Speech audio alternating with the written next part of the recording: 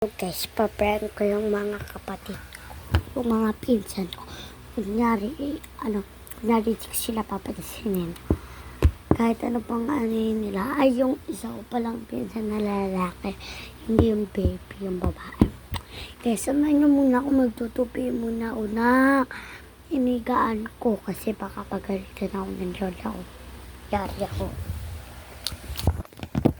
Ito pala yung bahay ng lola ko. Lumipat kasi kami dun sa isang bahay namin. Tapos lilipat ulit kami dito kasi wala. Request ko lang. Talagang lilipat talaga kami. Tapos yung aircon namin dito ilalagay yun. Diyan ilalagay dito. Kasi papabox yun eh. Kaya samahan niyo ako nasa baba sila. Huwag tayo maingay kasi so, tutupin ako.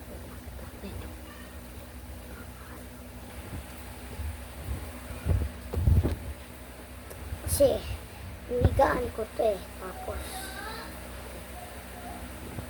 ayun pala mga nakikita nyo, damit yan ng lola ko. Di alam ng lola ko na mag-prank ako ngayon.